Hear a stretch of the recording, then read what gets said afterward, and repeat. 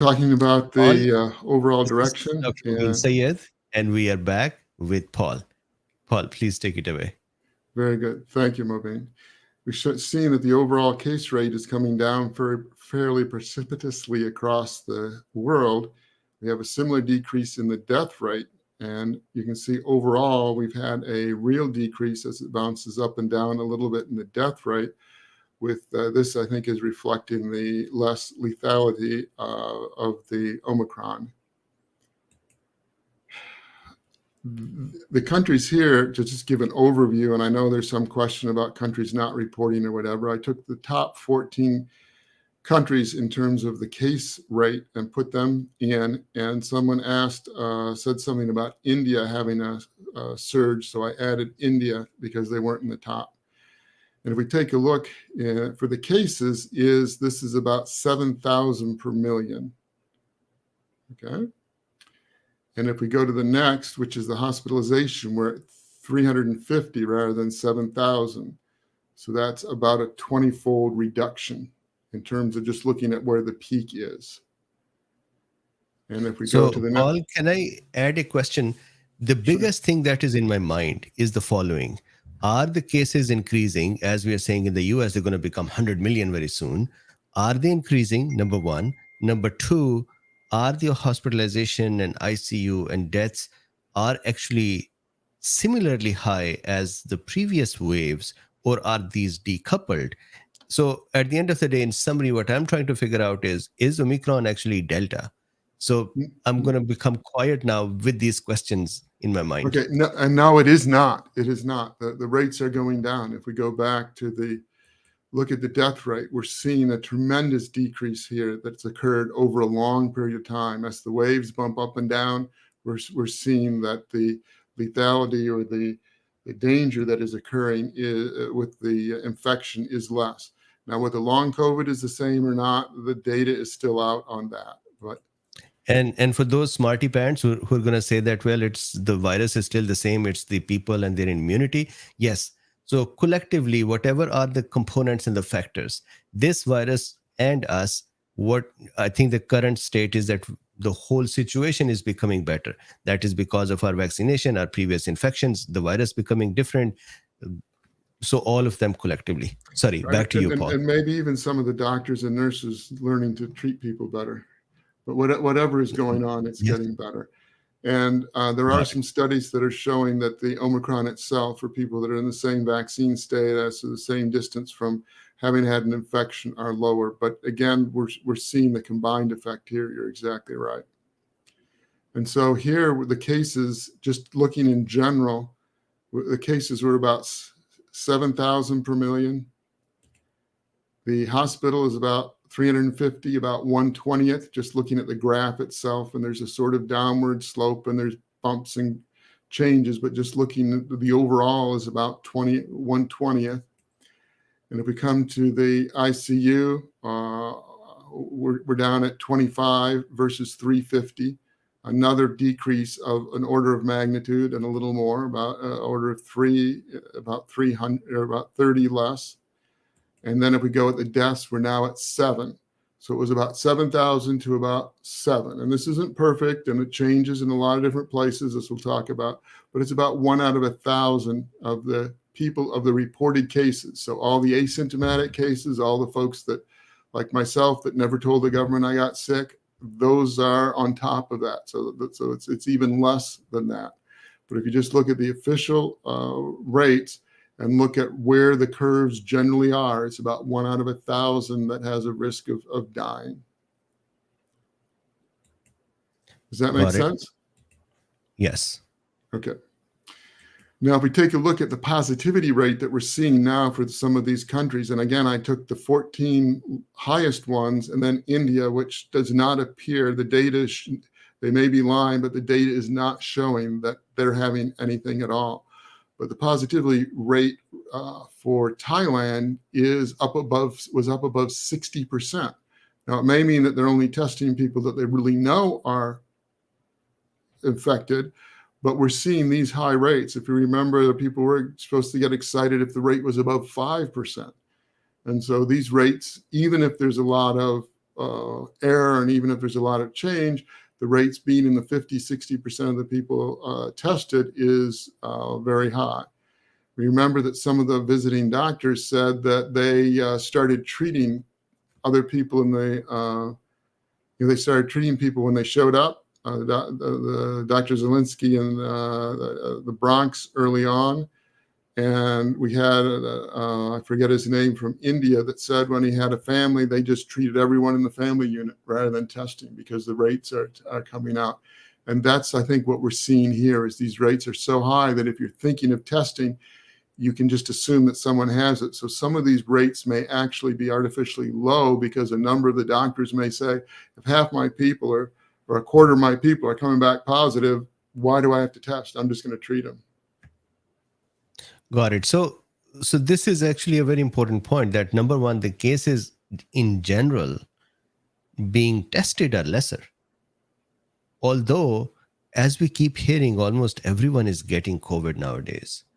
So to me, it seems like everyone is going to get it. We test them or not. Am I thinking correctly? Why test? I mean, literally, I have never had a COVID test, and I'm not likely to get one.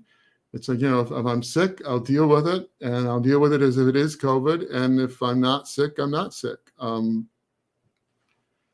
Yeah, makes sense. And a number of countries are no longer paying for tests. And then you find that the consumption of the test goes way down when people have to pay for it. And you have a problem of false positive and false negative. So if you really have it and there's a 10 or 20% chance, depending on the test and how the sample's taken, of the result not being right, why would you take a test that, it's not like you're going to amputate a leg or have a major impact in your personal health because you tested positive or had a false positive or false negative. Okay. Makes sense. Now, here's another thing. Paul, if you can just let me, Sure. Denise, so sorry to hear about your father-in-law. Prayers for his quick and complete recovery. Yes. Sorry, back to you, Paul. No.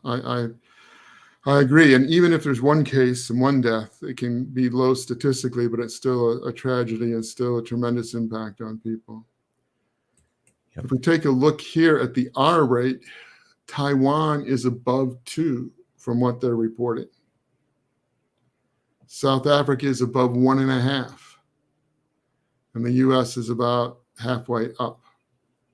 And we had this spike in India with the R, which may have been the question that one of our colleagues asked about it with the rate coming up. But if we went back to the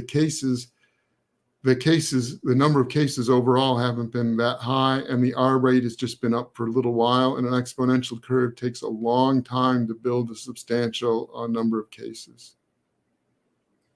Got it. And we see Hungary way down here below 0.5, and that's because their cases were so high. And then when it drops off, that comes down quickly. Got it.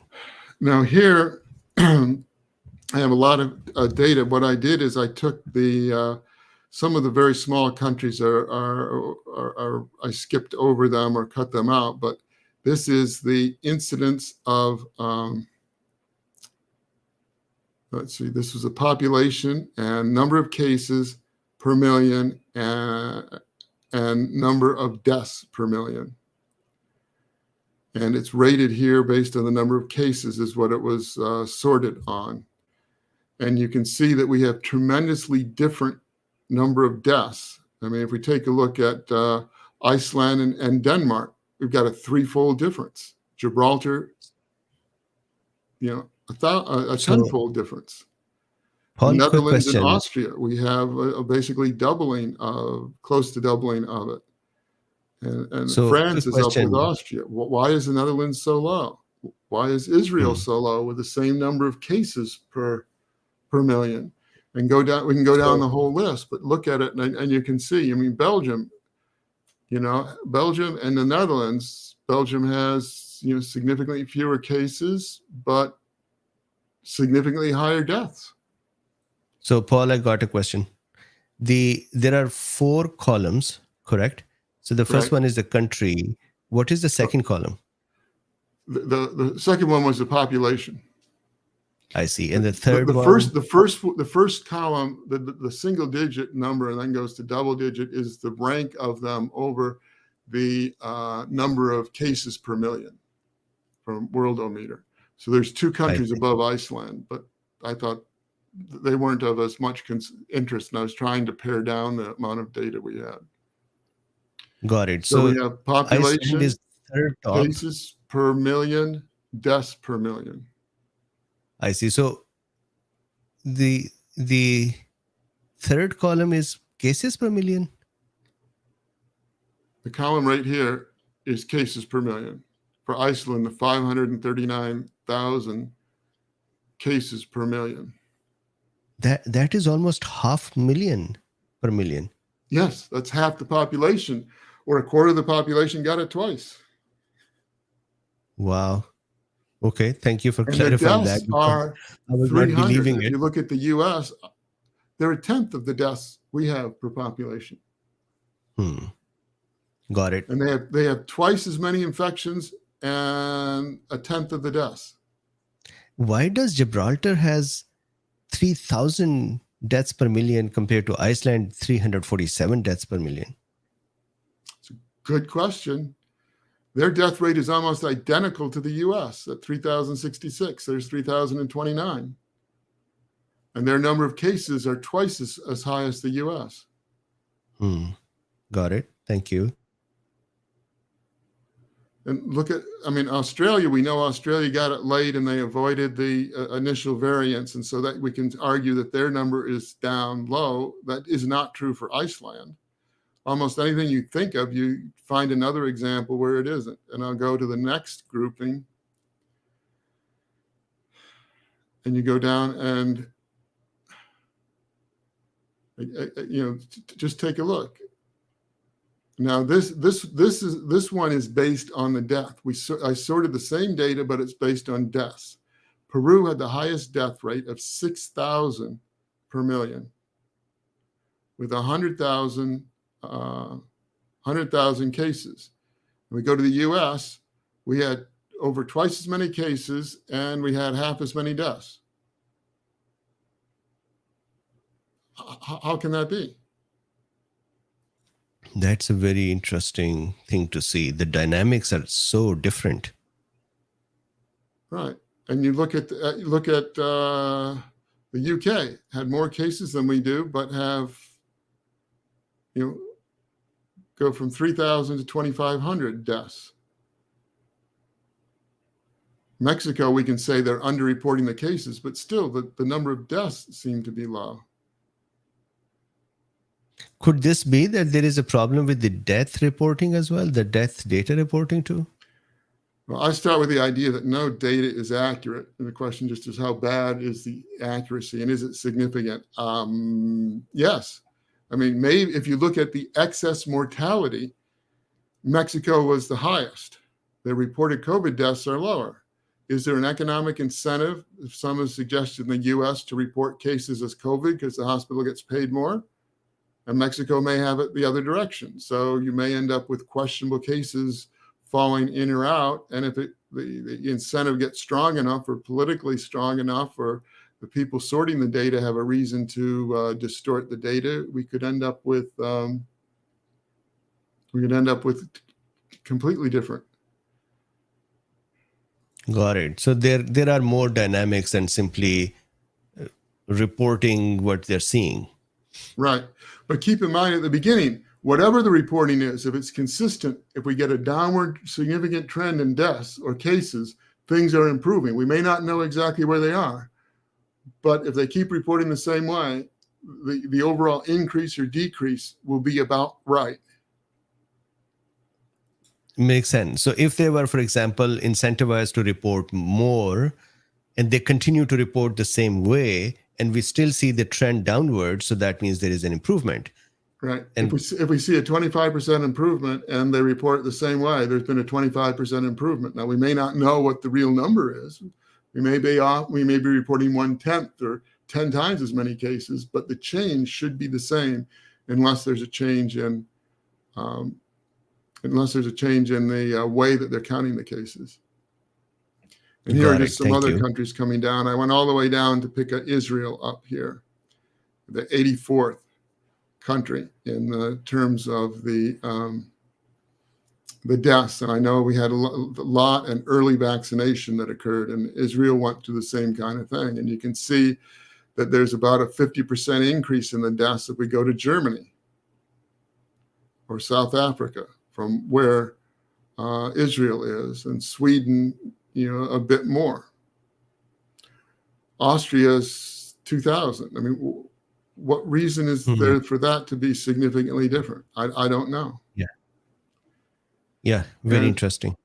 Then I asked the question, what drives the differential death rates? I say, I don't know. I'm not sure. You could look and say temperature. Oh, look, Norway, Greenland, and Iceland all have fairly consistent things. But then Indonesia, Thailand, and Myanmar are almost the same, and we don't have the same environment. So temperature or the seasonality may not be the only answer. Right. Well, it's when you look at just the three, you could think, oh yeah, well, cold places and they're up in the north and whatever. And then you look at these about the same. Yeah, that probably isn't what's going on. So I noted in passing a headline that said North Korea has finally announced they have their first case. So whatever that's worth. I saw that too, and I saw their leaders' picture with a mask. Okay. And some believe that China is underreporting.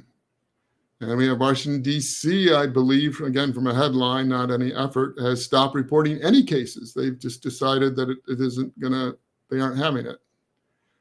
And so low reporting, change in data collection methods can obscure conclusions. So we go back to what we said just a little while ago. If they report the same way and see a shift, you know that the shift is right. But if they start changing the way they're reporting, then a decrease in cases could well be that due to the change in data collection. Because whatever Washington, D.C. was contributing no longer is, if it's right that they stopped reporting. And the lateral flow tests in England now have to be purchased, as it said, and there's no good way to report them, where before they were required to be reported and collected by the government. So I guess the numbers have now become less important at a global level. Maybe each community, each country look at their numbers and figure out what to do. Right. Or we have to back up and take them with a little understanding that there may be more variability due to other events. But again, I think if we look across the world and see an overall decrease like we showed at the beginning, I think that change is bigger than the changes in the data handling techniques in the countries that fall in or fall out or whatever. So let me ask you this question, and the cool beans here as well. If you look at the media nowadays, there is every so often while you're scrolling, you see this news that US is in trouble. We're going to get 100 million more cases again, and we're going to have another big wave happening again, and we're in trouble once more, and the winter would come soon, and we'll be in. Do you see something like that in the data? No, I don't. In fact, I'm very reassured by the data. Now, is it possible that we back up and I see all kinds of statements that appear not to be related to data, that now it appears vaccination cannot stop someone from getting infected. Well, if infected is the virus coming in your body, no vaccination of anyone at any point has ever had any impact on the virus entering the body. And so the infection rate is, by definition, not changeable. Now, it may be that they have an asymptomatic case and we're getting more cases that can be found, but if we're not getting deaths, you go from getting infected, which the vaccine and prior infection can do nothing with, move it all the way through and to the end point for the worst, and those that have a horrible outcome die. Some get hospitalized, some go to ICU, some have long COVID or long effects. And as you go along the spectrum, we get different responses for different things. But I do not see the number of very severe cases going up. It may occur, but I see nothing in the data that supports that. Got it. That is what I was suspecting. I go out and I see people doing their work, and there is traffic on the roads, and there are children going to their schools, and the people are without masks, sitting down, having fun. Just looks like before the pandemic, the way the world was. And then I look at news, and all of a sudden in the news, sky is fallen. So thank you for confirming that data does not suggest that. You're welcome. We'll get back to that. Now let's go to the next strain and take a look. We have people talking about Delta cases still being around, and it's difficult to really know, but if we take a look at the timeline moving across the bottom, and these are the Omicron cases here, and Delta cases are these, and you can see that it appears that there are very few sequencing that's taking place that are the Delta cases. And so it certainly is possible that someone who was infected a year ago, if the virus is still active in their body, they would still have the Delta, and they might still be shedding it, and it might be picked up in a wastewater analysis. And you might have little areas where Delta is running around that Omicron hasn't come in. But it appears across the world that we have essentially stopped all of the variants except for Omicron in general. Again, not 100%, but if you take a look at the sampling, this data seems to say that we're getting these Omicron cases. You can see a few of the red buried cases, but it's almost primarily these yellow and orange cases that are going forward. Got it. And can I add a seed to your thought here? And that I'm seeing this repeated. Vicky, for example, said, what about for unvaccinated? So anywhere, if you have data that relates to unvaccinated as well, it will be great to highlight that too. All right, I will. This includes all the people, all the cases that are coming in, regardless of their vaccination status. And there isn't a whole lot of information about the vaccination and the lack of vaccination. The CDC published those 2 studies that basically said vaccination wasn't as good as getting infected. And then they said that we're not giving data because it might be misinterpreted. And so we see across the world, there isn't really very much data. We do have some coming out of the UK, specifically from the Zoe app, which has changed its name, but their government withdrew their funding, and the agency or the organization kept publishing their data because otherwise we wouldn't even have that. I was asked about Israel, and this is from our World in Data, and you can see there is a little bitty purple thing right here. So if someone is saying that they found some cases of Delta in Israel, and they found it in various places, that it appears that there is a little place where there is the Delta in Israel.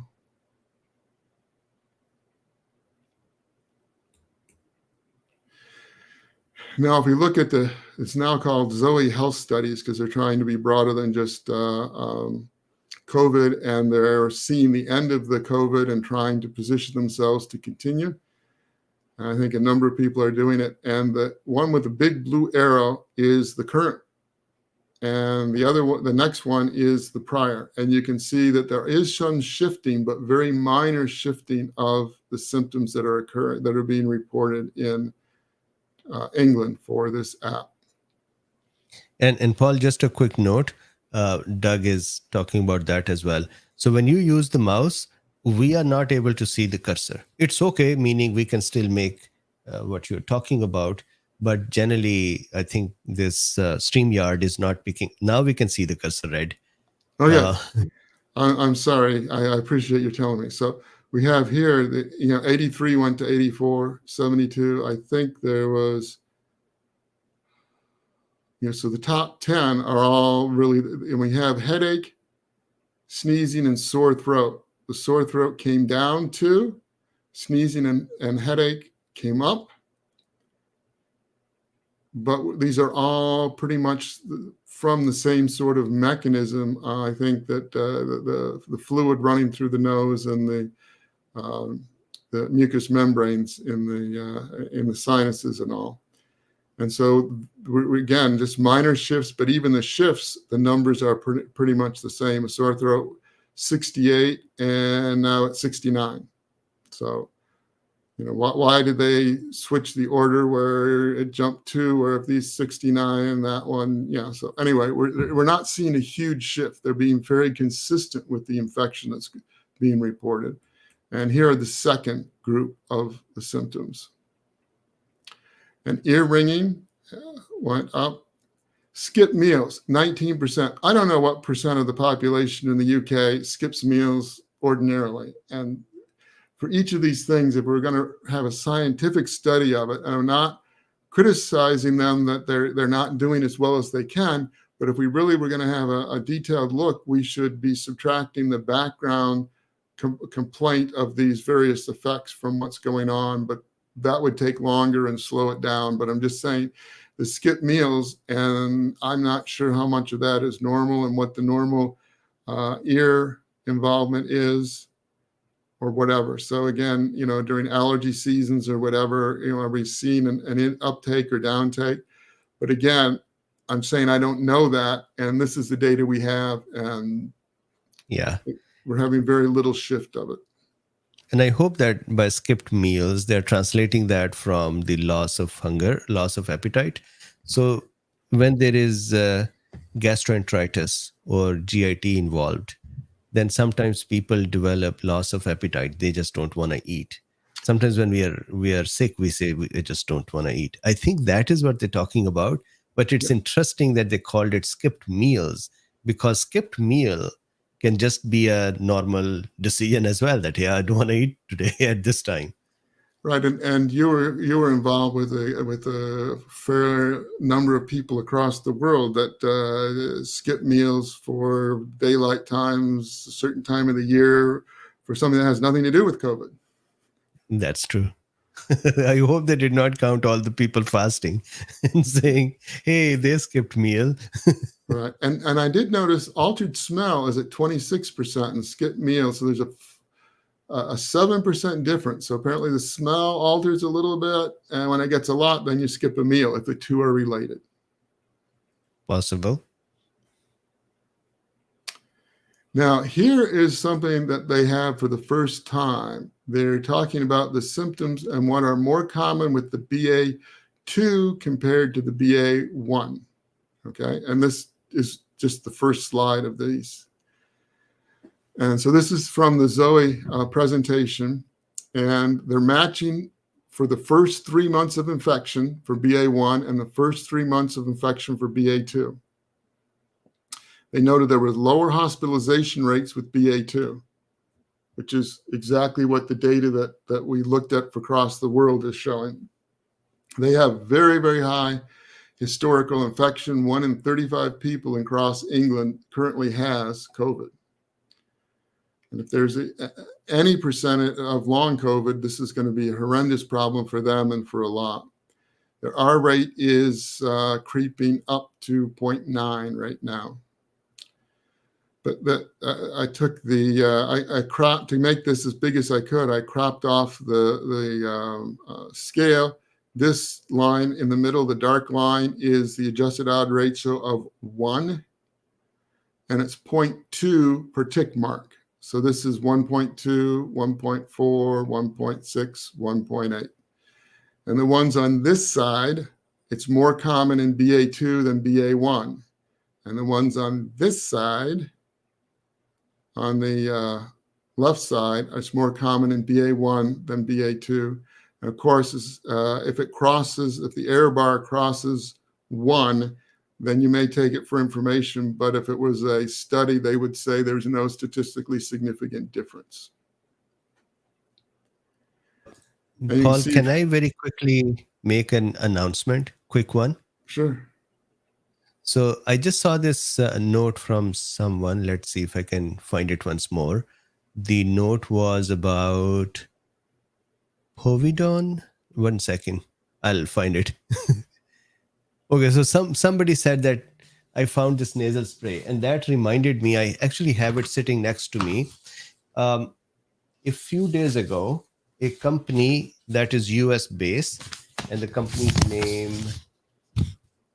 You want to make it, why don't you just put yourself on? That's the only one. Cut the slides. Yeah, let me do this. Yeah, thank you for the wisdom, Paul. So the company is Cofix RX. And what they did was they wrote me this letter. So this is not a sponsorship. They did not pay me to do this. They did write me a letter, their CEO, Dennis Kaiser, and they said that I saw your video on YouTube where you talked about positive effects of using povidone iodine in mouthwashes and inactivated viruses. We wanted to share with you our new product, Covix RX. So then they talk a little more, and then they said, we have included a few samples for you to check out. Just shake them well and use one spray up each nostril. If you could share and help spread the word with your audience, that would be wonderful for a small but growing company. We are grateful for any help. And so that is the letter. I thought I will give them a little bit of a shout out. The name is Covix RX, and that they are an American made product. They actually have America's flag on it as well. So sorry, back to you, Paul. Okay. That could be interesting to see. So we have, like, brain fog is more common in BA2 than BA1, about 20% more common. The persistent cough is, again, about 20%. We come up here, about 25% for the hoarse voice, for the sneezing. Rash seems to be quite a bit broader than the other ones, going, it's still about 25% more on average, but the range is much broader. So there must be more variability there. Loss of smell, getting closer to 40%, and delirium, 40%, and 20, above 50% more for runny nose. Got it. And Skyfrog is saying that that Luffy is sounding strange tonight. Paul, someday we would like to see your Luffy as well, who was in the background. Right. Well, it's my dog, and his name is Austin. But yes, we can probably do that sometime. Absolutely. Great. And here they continue to come down, altered smell coming down, chills or shivers. And then you notice, if we took a strict paper or medical paper reporting standpoint, from diarrhea all the way down to abdominal pain, we would say there is no difference, and hair loss as well. Headache is the only thing that they have less common in BA, more common in BA1 than in BA2. So it is less pathogenic, less serious, but a lot more symptoms.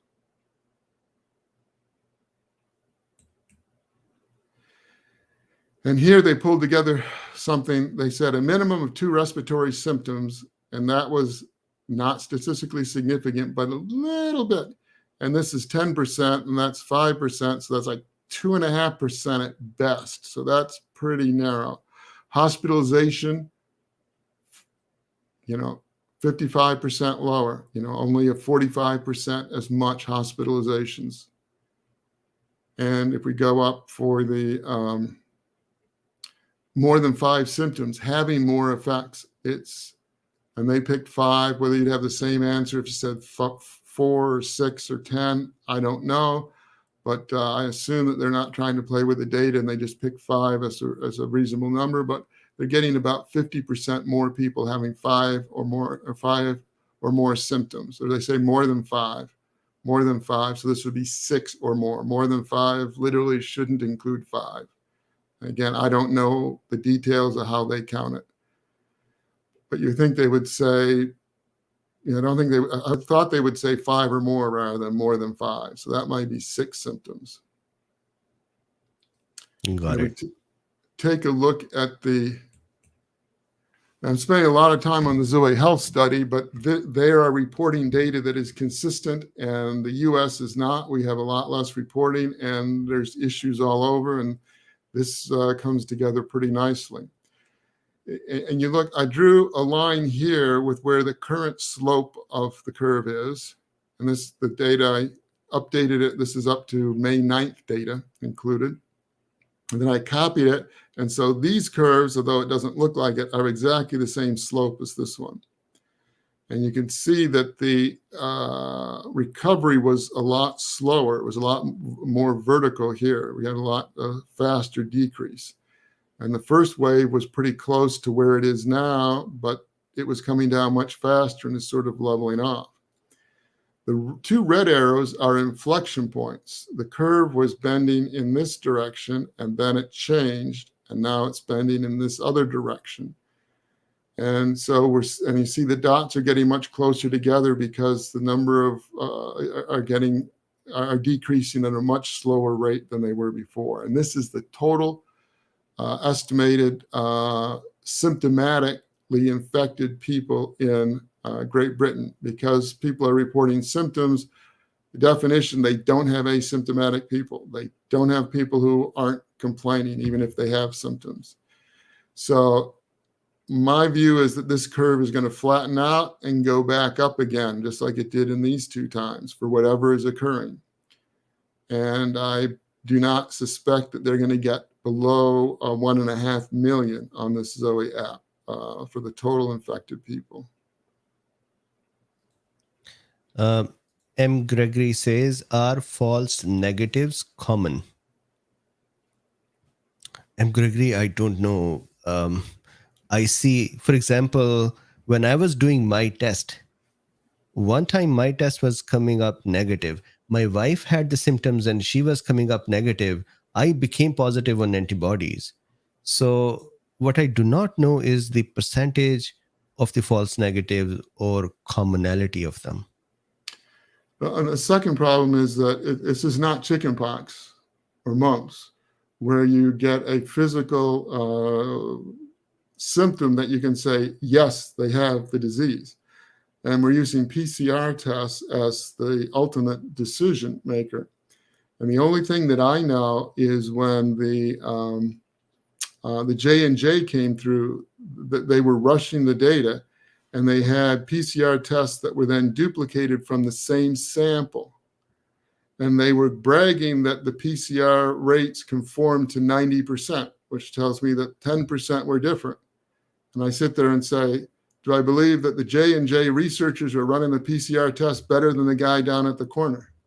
I believe that J&J would have much better results. And so the only time I know where there were massive tests where you had a shared sample and you repeated the PCR test, that they didn't, I don't remember them indicating whether it was false positives or false negatives, but they had 90% correlation.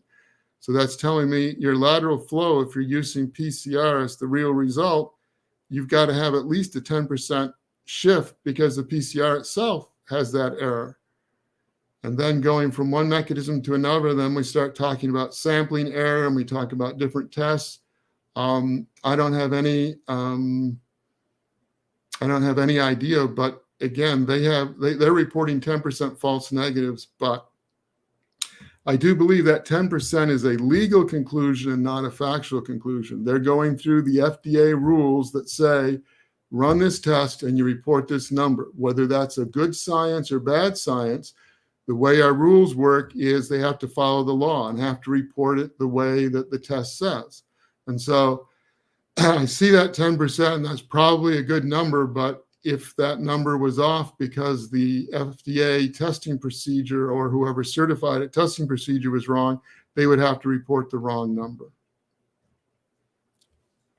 Got it. And one of the problems is that this is occurring so quickly, we don't really have a good way, and with the lack of sharing of information, of really knowing anything from a real data validity standpoint that I would normally have if I was working in industry or if we were running something outside of the government and with the pandemic. And that's just a characteristic of the fact it is a pandemic and governments are involved doing what they're supposed to do, but it makes it very difficult to get data that is that has the same reliability as what we might otherwise have. Got it. Thank you. Just a few more slides here. If we go back and take a look, and you see this variability, you see how much difference we have. But let's take a look at a prior slide that I shared talking about the slopes going up and down. And you can see this is much greater difference that we had just in how these different waves of Omicron were coming through than what we are seeing right now. We're having a lot more consistency in terms of where it is to where how the curve is flattening out and may come back up.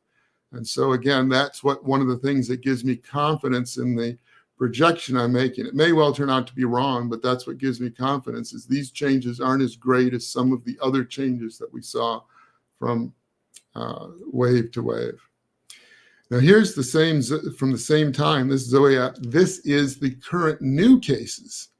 And I just saw this today, but you can see the new cases look like they have stopped decreasing completely. And if the bottom is as sharp as these, we're going to see an increase occurring right away. And they're having 100,000 new cases calculated from the data they collected across England.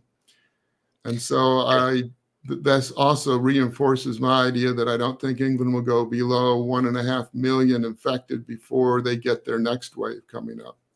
And will the next wave be as high as this? Will it be up there? Will it be higher? I have no way of knowing.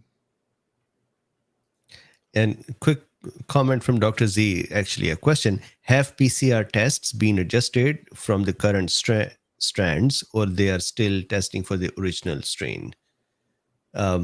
Do you know? I've heard nothing to say that they're changing it. And I will guarantee you, with all the conspiracy theorists all over, if you start changing the tests, it's going to cause more trouble than the good that you could get. Yeah, Dr. Z, I don't think that they changed it. I will confirm it too, but I believe these are still the original one. That is why we still get, in some cases, signal failure, and in other, no. The next thing is that most of the people that haven't been involved in testing have no idea how difficult it is to certify a lab and to go through all the effort and results and consistency and false positives and false negatives and be sure the sampling is correct. And if you make any change in the testing technique, I think the rules require, at least the rules I was dealing with, require recertification, and that is a major effort. And at the risk of putting my words in your mouth, Dr. Z, I think the subtext is that the test itself being older or for wild type may also be a reason for it to not be very precise or accurate. So, but that is just my interpretation of your question. Back to Paul. Right, and that may be true or not true. It depends. I mean, we're told that they have 3 signals, right? Because one of the 3 fell out. And so which amino acids are they looking for? How good is the test? And what did it? I don't know enough to know more than just, if I had an expert, I could ask them questions, but I don't know the answers to that. Got it. I agree that we are losing face validity on it. But again, if you're a government in the middle of a crisis, trying to change your measurement tool has political risks that are very significant, regardless of whether I agree or disagree with the government. We were asked about, in fact, Kelly says, apologies, I'm cracking up. Kelly says, better to put words in mouth than pencil. I think, Kelly, this post office story is never going to leave me. That has become my rest of the life badge of honor. Okay. And 5 years from now, someone's going to be listening and someone make a pencil reference, and I'll have to take them aside and say, let me explain what happened. Yes. We were asked for sewage. And here's the sewage report. And as I said before, but repeat myself from what I said the last time, is the bottom curve. This is, I forget who it is. Maybe it's John Hopkins cases here. And the top one are sewage at some concentration. And what they did is, I think right along here, they started collecting the data. They started reporting the data. And so they adjusted the curves so they fit here, just as we saw some other data where they adjusted the time and the peaks for the death and infection and hospitalization. And so we have here that we predicted much higher. We predicted this was going to go up, and it didn't. It was a little late. And here we're having, I think, a wider divergence than what we've had before between the sewage data and the real data. Now, is that because the real data is being underreported? Is it because the real data we have is people, it's less virulent and people aren't as sick and aren't reporting it? Or is it because the sewage doesn't really track it? The sewage is only picked up in a couple jurisdictions, or I mean, not nearly all of them. And so one of the questions, even if it's a perfect correlation, are the places where the infection occurring, the places where you're measuring the wastewater, and are you measuring it appropriately? Or are you having more places that you aren't measuring having low cases, and more places where you are measuring having high cases? And so for whatever reason, this is an indicator, but it appears that it is at least 50%, maybe 60, 70% off in terms of projecting where the case rates are. By the way, Paul, you teach as well. So I am now complaining to you for my class fellows over here. They're not listening to you. They're just busy making fun of me at this time. Okay, back to you. We're almost done. Did you see, Beans, what I did there?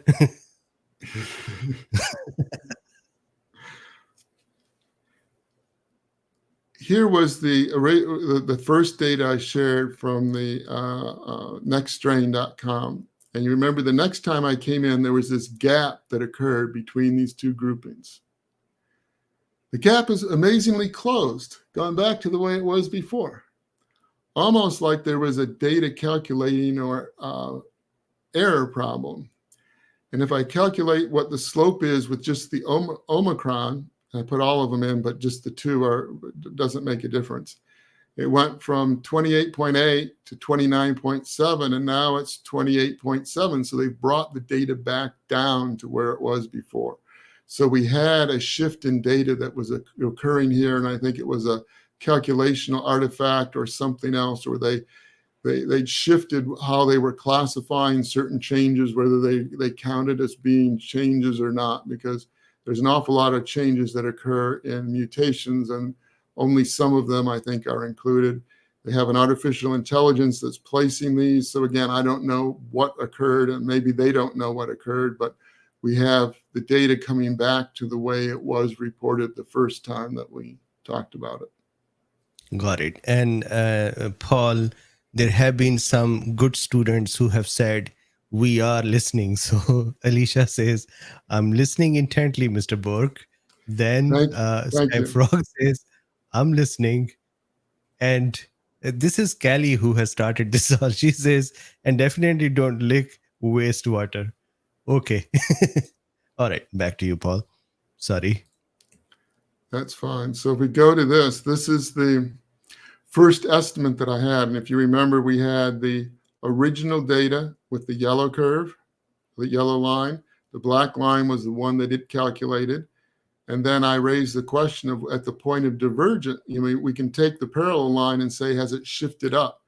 Do we have the same rate of mutation occurring, but we just have more that were done as a one-time event? And if so, then the change line should follow the blue. And then the question also is, if it really is coming off sort of as Mobeen suggested, as it is a new disease starting anew and having real different characteristics at the point, then it should follow its own line. And so did it diverge at this point? Or do we go all the way back to where the artificial intelligence said that the Omicron split off from the other? So again, this will make a difference in trying to get a prediction and seeing where we're going. Does it really make a difference in how dangerous the disease is or how you treat it? No, not at all. And then I will go forward. This is our penultimate estimate. That means second to last. It's a word I use quite a bit in editing things. But here were the projections that I had. And remember, we had the gap up and was suggesting that maybe it would be more vertical. And here, this is the current one. And it appeared, and what it's doing is going from 0. We're not having it take into account any of the things except for just the Omicron. And it looks to me, hard to be sure, but it looks to me like the data is drifting up above where this line is. And it probably is that the line should be more or less in this direction. But time will tell how many substitutions we're going to have and how the Nextstrain classifies what is a substitution and what isn't. But and it may get more and more complicated as we get more of them, because if you look here, we had 20. Now we're at 80. At some point, the number of changes is going to start to get confusing as to what is the base, what is a change, what is a change to a change, and all that. Paul, Thank you, more Mandy. confirmations are pouring in that people are listening to you. Good. I'm going to jump back and show you Nextstrain live as we go forward from I thought you became so excited. You said, I'm going to jump back to the very first slide and start over. No.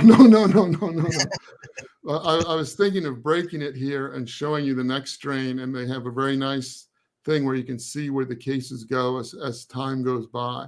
But I thought we put it at the end, and maybe you can do it or I'll do it, but not try to get in the middle of the slides and back. So we'll come back to the Nextstrain. I just have three more slides. One of the questions and one of the concerns, and I think one of the articles you sent me, Mobeen, was talking about, we're having this huge infection and real problem in the Northeast, and we have the VA2, 12.1, and what's happening with that. So here is some information from the CDC, whether you like them or not. This is BA2, the little pink. This is BA1. And this is BA1.295, which sort of went away very quickly here. So this is the BA1. This is the BA2 pink. And the red is the BA2.12.1. The BA2.12 didn't show up. So the BA2.12.1 apparently is what is being found. And if you're like me, I have a little trouble seeing the middle curve. And so what I did is I put a blue line here, and it's a little off on the top and the bottom, but it basically is measuring the distance. I then copied it and moved it up. So the blue lines are all the same length. And you can see that as the BA2.12.1 is growing, the BA2 is also growing at the expense of the BA1.1. And then starting about the end of April, the BA2.12.1 is now taking over for the BA2. And it has come up now. The BA2 is less than it was in March 26th. And Paul, just a quick note here. Steph, according to a virologist, the vaccinated have impaired innate immune system. Now, sadly, they cannot achieve herd immunity. This is incorrect. All right, so back to you, Paul. Okay. And we have here the second one they have here to just talk about what the rates are. And it appears that the BA2.12 is approaching the magic 50%. And in terms of the range, because if you add the 63 and the 49, you get more than 100. So this is the upper range of it, the 95th percentile. And so they're believing that the BA2.12.1 is going to become more than 50%. Now, one of the things that upsets me is that they use the same words in different ways. Are these new cases? Are these total cases? Well, these can't be total cases because we have long COVID, right? And we have people in hospitals for a long time.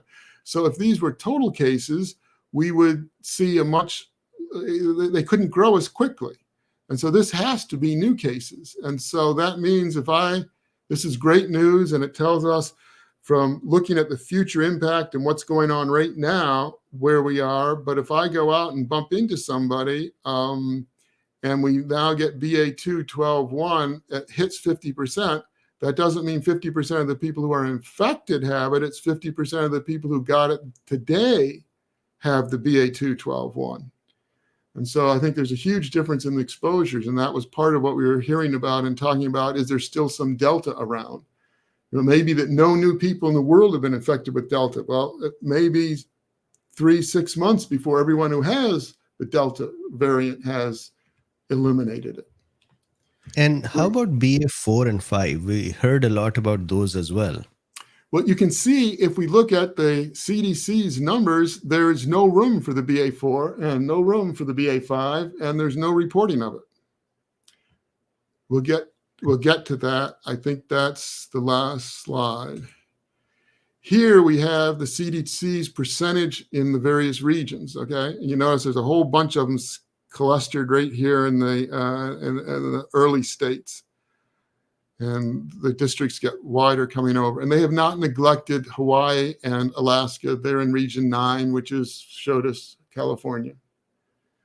And we don't have a dot beeping where DrBeen is located or where I'm located over here in Texas. But you can see that there's a huge difference in the percentage of the BA212 and the BA2. In Texas, 3/4 is BA2, and we still have some of the BA1 floating around. We still have some up in Nebraska and in region 7 and 8. 10 never got us much BA, or maybe they lost it already. You know, I mean, this is the BA212 is even lower up here in the north next to Canada in the Oregon, Washington area. And the New York area is proceeding right along, and we're going to end up with it being very high. So again, if we go back to these numbers that are reported, these are across the whole country. So they're really error bars. You know, New England or New York is probably up here, Texas is down there, and so this is just showing average. And even if we talk about a state, you may have New York City being way ahead of where Buffalo, New York is, or Austin, Texas, and San Antonio and Houston all being different. Now, this is the answer to the question you just asked, Mobeen. Here is the BA4 and the BA5. And this is based on the WHO that apparently are publishing data based on press reports through social media. And that's the mechanism they're using, which I didn't see, but I... Please don't tell me that. So I can probably do a tweet tomorrow that then WHO would use as a stat. But look at how horribly written this is compared to a paper. Less than 700 cases of BA4, okay. More than 300 cases of BA5. So are they like the same number? Less than 700, more than 300? So they're both 400? It meets both? I mean... That is correct. Yep. Just over 36 cases? Is that 37? Is that 40? What number is it? Does the guy not know how many cases were found? I can't believe that's true. But the way they're writing this, a peer reviewer would eliminate these problems, but they're trying very, very hard to get that done. So anyway, this 395, there were 395 out of the less than 700. So maybe there's only 395 cases. We don't know, but I suspect it's probably a little less than probably 690, 670, but 395, 400 of them were in South Africa. 16 other countries have found it. A lot of them, the bottom ones here, have fewer than 10. Austria, UK, US, and Denmark are the only ones with over 10 cases. In the US, it says that there's 20 cases in all of the US. Which if we then take a population base, the 24 in the UK says that the US has far less infection than the UK does. But again, we're reporting cases and we're not worrying about population differences. You know, Israel, the US, I mean, again, this is press reports and trying to give medical information by social media. We look at the BA5, which is less than 300 cases. Maybe it's 135 cases. No, how many cases have they reported? Okay, it's, you know, more than 300. It's going to be 303, 301. South Africa has 134 cases and 17 countries. Oh, rather than 16. Yeah, that doesn't really matter. 57 have been detected in Portugal. So, didn't I read something this just a little while ago about Portugal being the second largest country speaking Brazilian? Al Quinn will like that. Anyway, and then we have Germany, the UK, the US, Denmark, France. It's interesting. Anyway, Australia, Canada, Israel, Norway, Pakistan, Spain, and Switzerland all report See, here we reported under 10 cases. Now we're reporting less than 10 cases. Wonder if there's a difference. No, probably not. It says BA2.12.1 has been detected in 23 countries. But they aren't talking about the numbers of those because we're not being consistent. So that was a press report that I read about the WHO that reported on social media. So it's sort of a telephone story. And now I'm telling you, so we've got like 4 levels of hearsay going forward. And but this is the best information I know about what's going on. I do not believe that BA4 and VA5 are going to be trouble in countries that have BA2.12, because South Africa does not have significant BA2.12. And so BA4 and BA5 may be more infectious than the BA1 or BA2, but not as infectious as BA2.12. And if we get the more infectious first, then the less infectious isn't going to have a good chance to move forward. Does that sound right to you, Mobin? Yep. Yep. Okay. So let me stop this and see if I can go to Nextstrain if we want to do that now. Yes.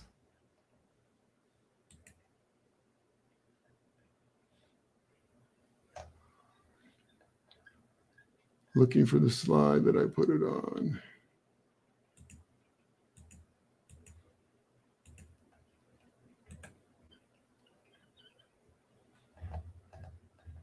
Where did it go? Well, I know how to find Nextstrain. Oh, I already have it open. Silly me. All right. So you're seeing this one now? We switched over, right? I'm seeing a screen that says current estimate Nextstrain PowerPoint window. Behind that is an Excel. So this is now we have a Chrome or a browser. Very good. So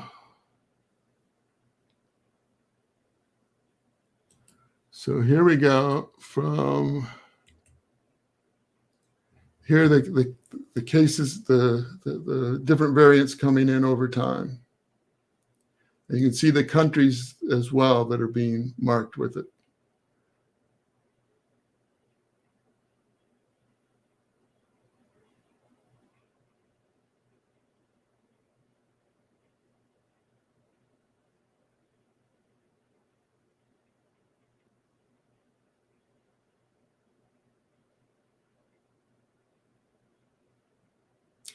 And as it's going forward and you're watching it, this, I think, addresses the question, did the vaccination change the rate of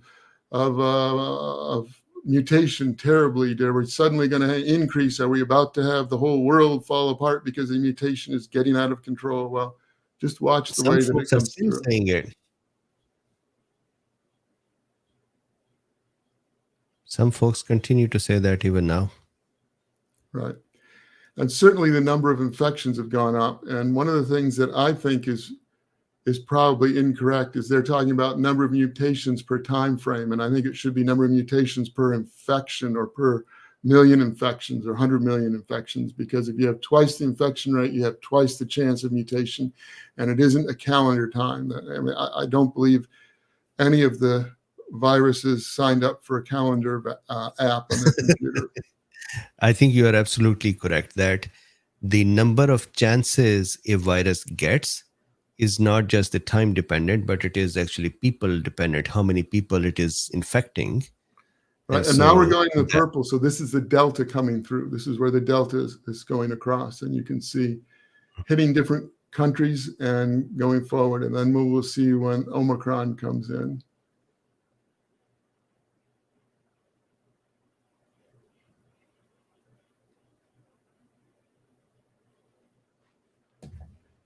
Skyfrog always cracks me up. Skyfrog is saying Australia on the left is doing better than Australia on the right. Isn't that amazing? I guess if you have a choice where to fly, you'd fly to the Australia that's doing better. John Snyder says, I suspect mass infection of children helped produce mutations for evasion of the innate immune system. I do not know that would be entirely true, but okay. John, did you read some studies around that? I know that nowadays you've read a lots of studies. It'll be fun to read them. Now we're getting the Omicron starting. And you Okay, so notice the that blue one the is Delta, we have a new variant of Delta that started, and we're having the Delta die off.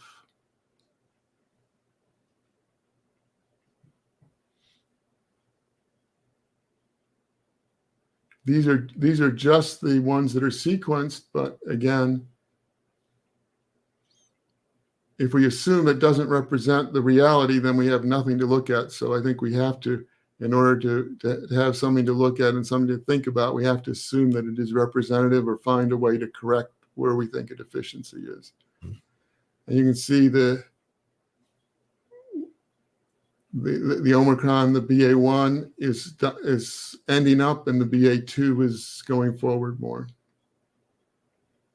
so If you look Neil across Bell the says, world, the little pie charts show the different variants that have been collected over time, I do believe, for each of the countries.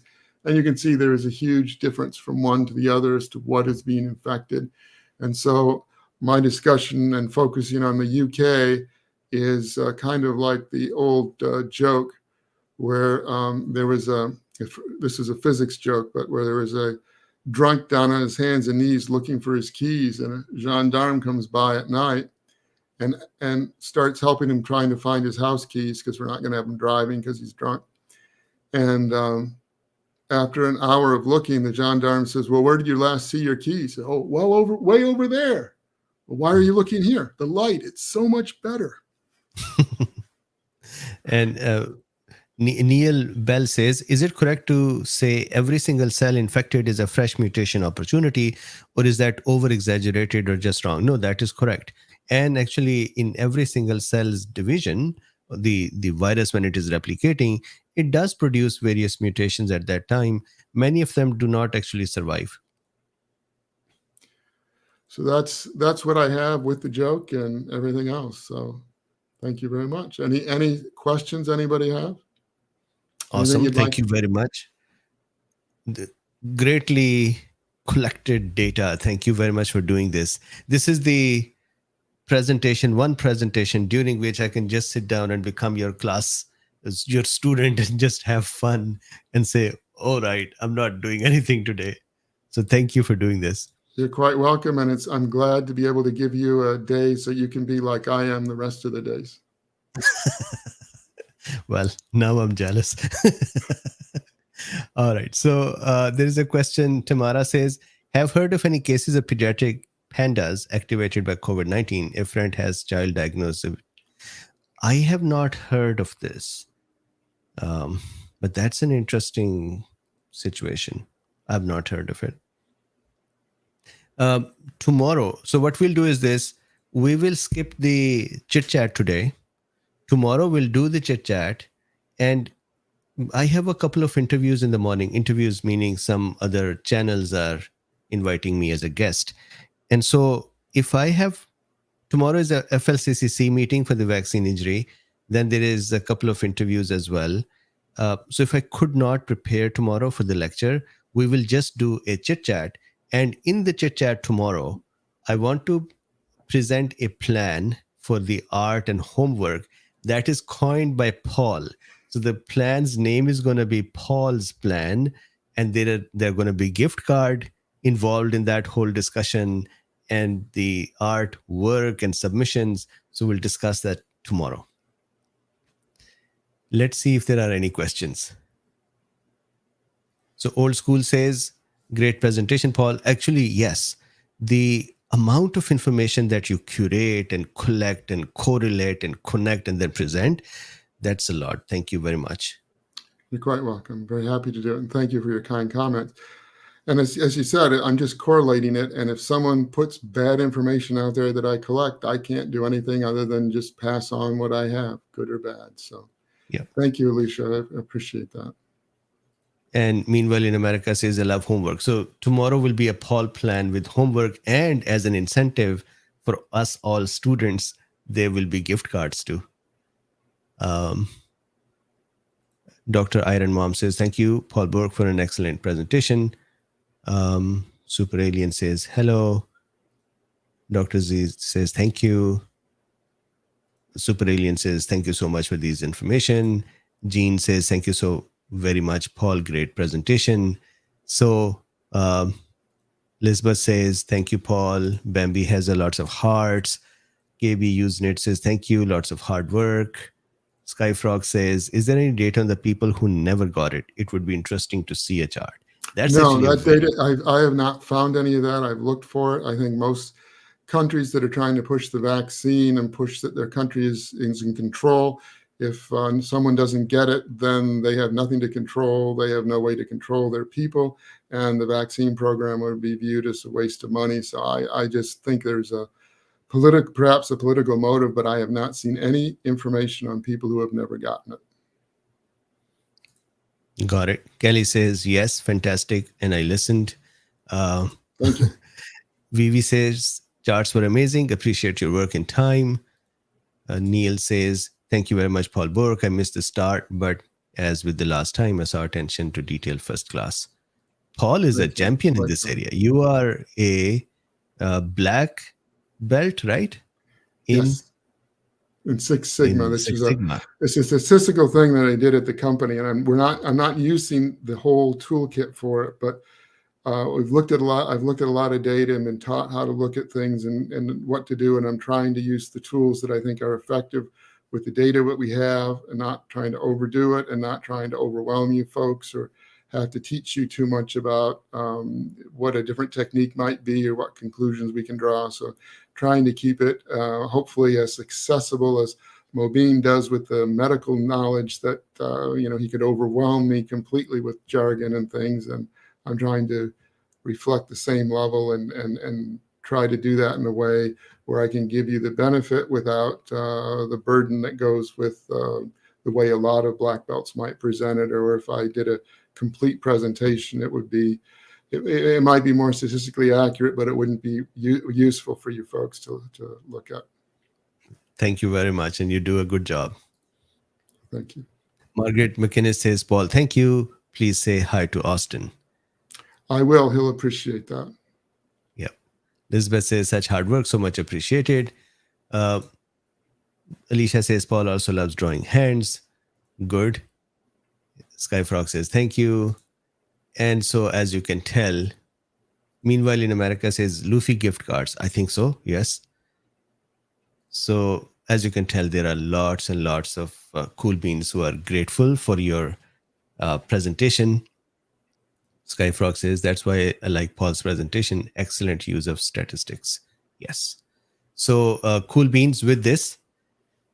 Thank you very much for today. We will skip the chit chat. We are already about 1.5 hours into it.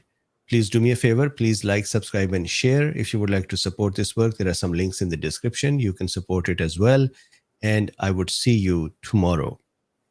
We might just do a chit chat tomorrow, but I'm going to try my best to prepare some topic. And if you have any ideas for the topic tomorrow, please tell me. And Paul, thank you very much. Great work. You're quite welcome. You're quite welcome. Happy to do it. Bye-bye, all.